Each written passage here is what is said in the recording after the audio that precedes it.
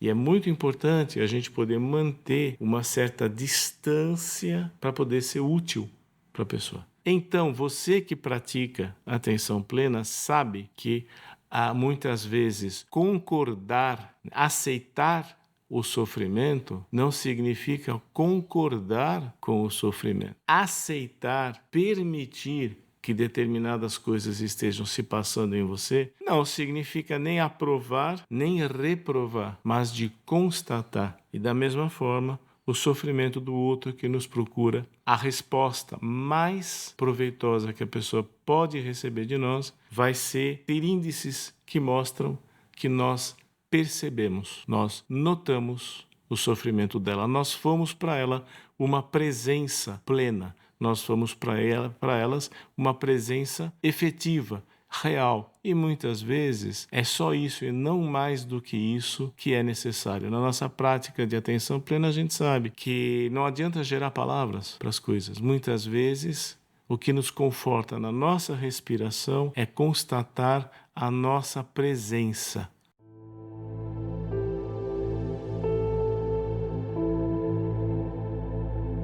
Hoje nós vamos dedicar um tempo seguinte.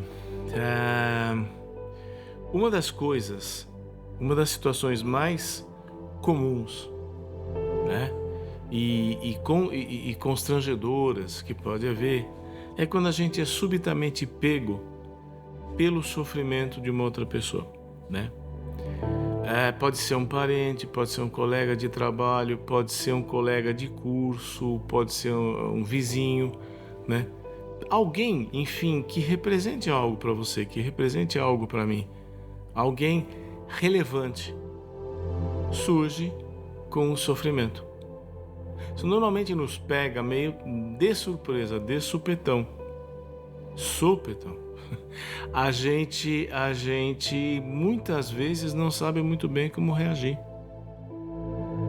E por outro lado, se a pessoa vem a nós e compartilha essa dor, isso é sinal de que essa pessoa conta com a gente de alguma medida. Algumas pessoas, ou todos nós em determinados momentos, podemos nos ver em situações difíceis com isso, né? Porque como é possível importar a dor alheia? Como é que eu faço isso?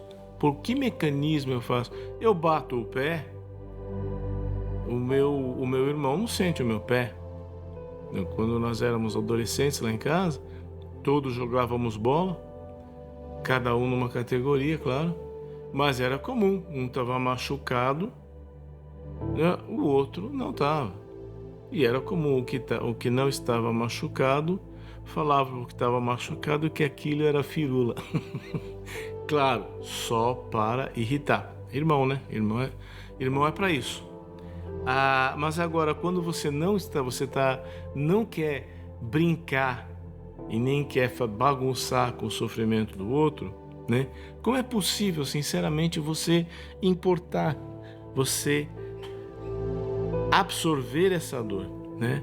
Muitas vezes a gente vê assim, a pessoa fala assim, não quero saber para não sofrer.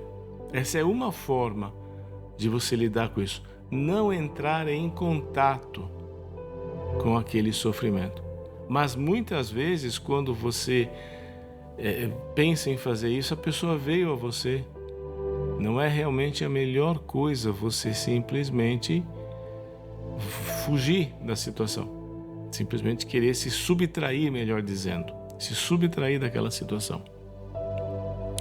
Então, a prova dessa dificuldade de ser solidário, de ser empático, de ser próximo de alguém, a prova dessa dificuldade é aquilo que nós todos experimentamos quando temos que chegar para a viúva, para os filhos, para o viúvo, para os irmãos de alguém que faleceu no velório. Tem que chegar lá no velório ou no funeral e dar os seus sentimentos.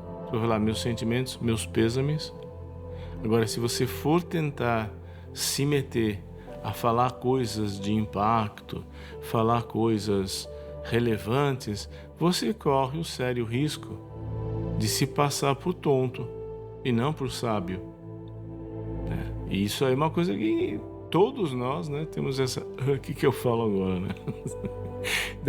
Tá em família ou estão vários amigos, quem é o amigo que vai na frente na fila para cumprimentar?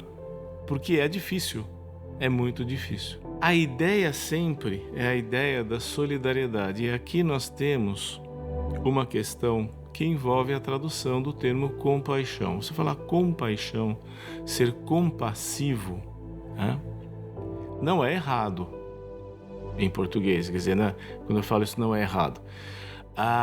Não é um termo que traduz errado.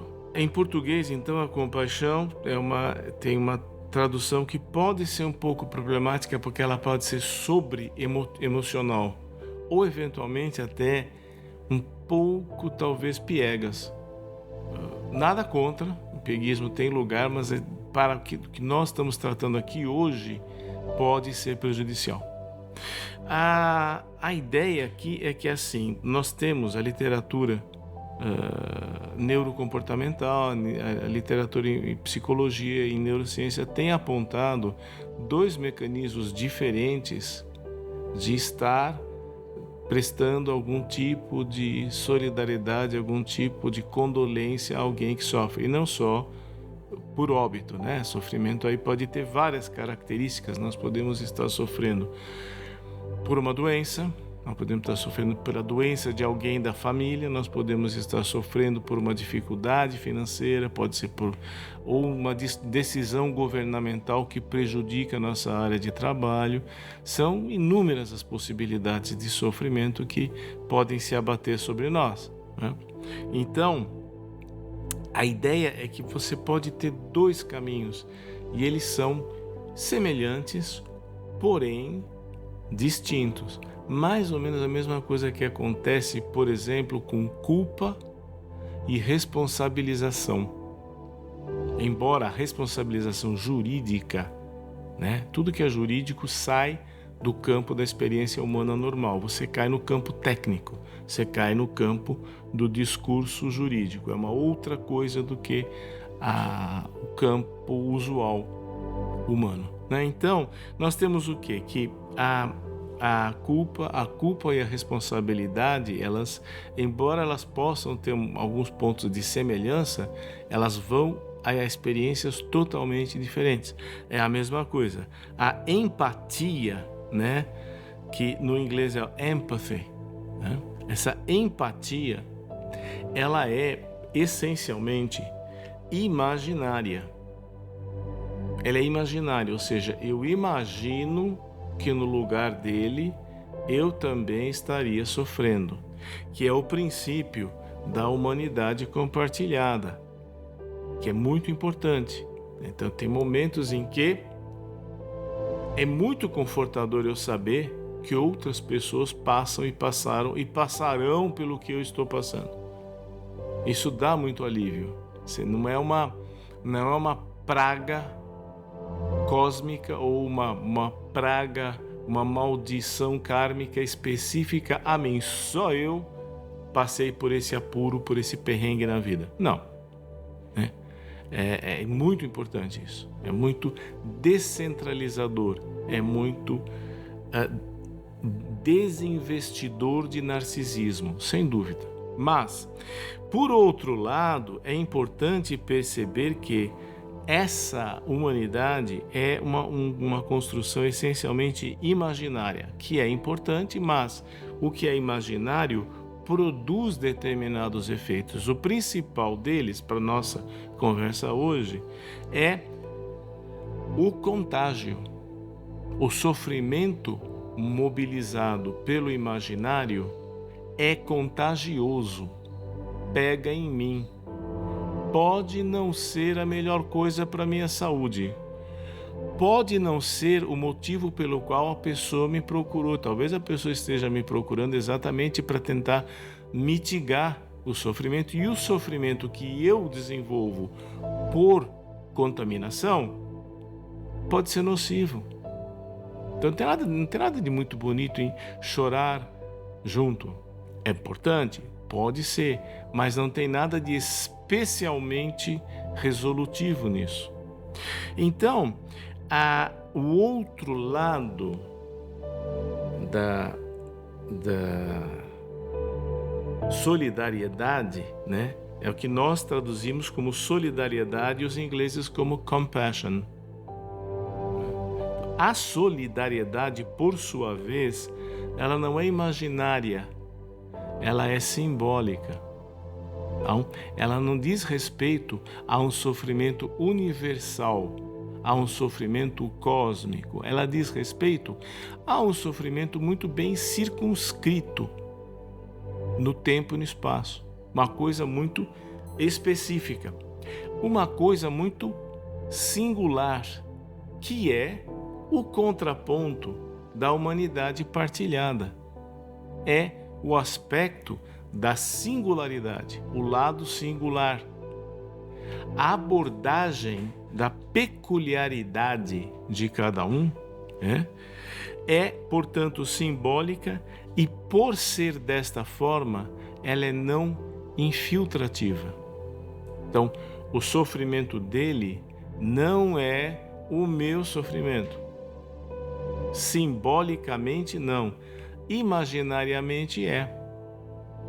Agora perceba, quando eu falo simbólico e imaginário, eu não estou falando aqui que uma é uma coisa certa, outra é a coisa errada. Eu estou falando as duas formas possíveis de lidar com o sofrimento alheio, como diz o título. Então, a empatia seria muito mais o sentir com a pessoa. Então, a pessoa sofreu uma grande desilusão amorosa. A pessoa lá terminou um relacionamento, é o terceiro relacionamento que o cara termina depois que divorciou. Então, de um ponto de vista da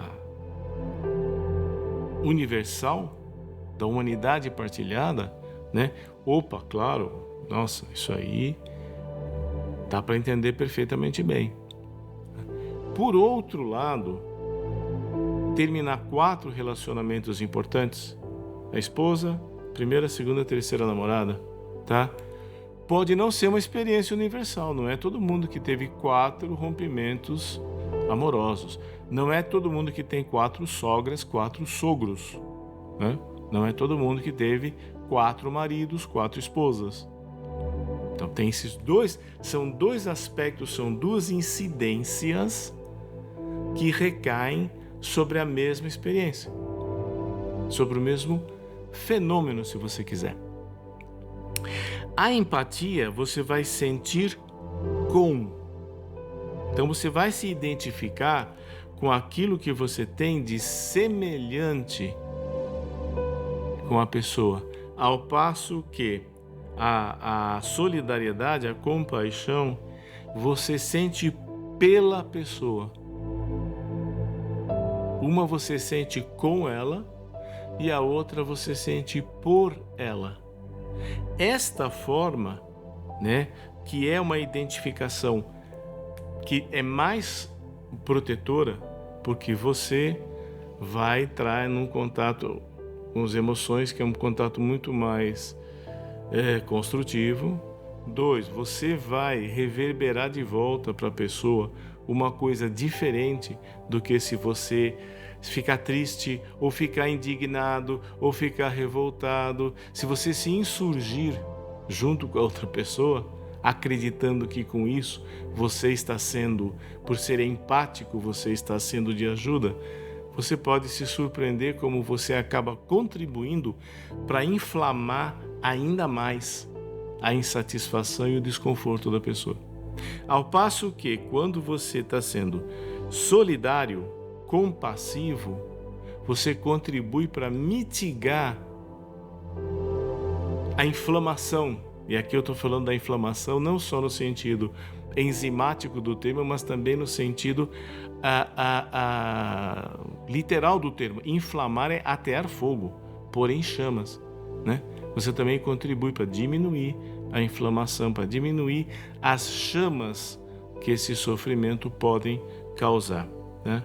Ou seja, a empatia se baseia nas semelhanças e a solidariedade se baseia nas diferenças. Então, se eu tenho uma experiência, presencio uma experiência muito ruim, muito ruim com pessoas em outro continente,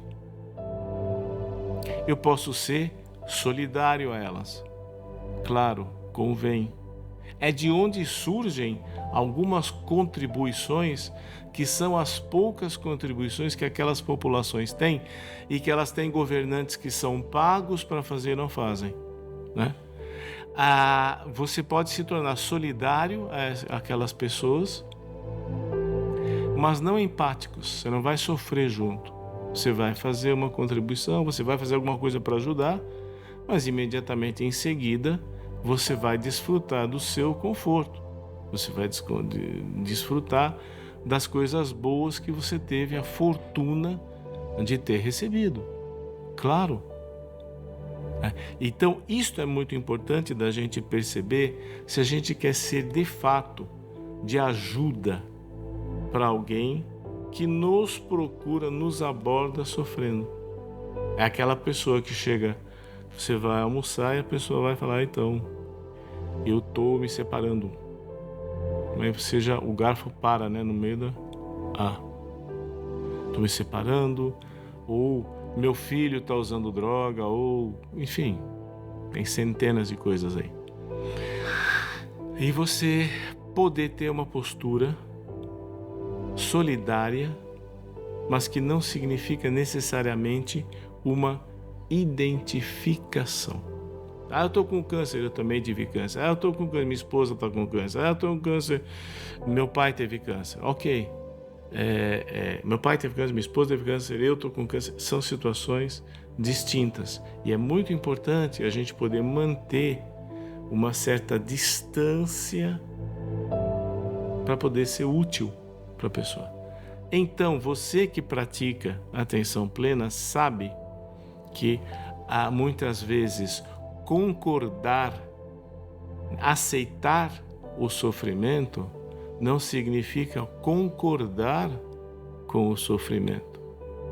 Aceitar, permitir que determinadas coisas estejam se passando em você não significa nem aprovar, nem reprovar, mas de constatar.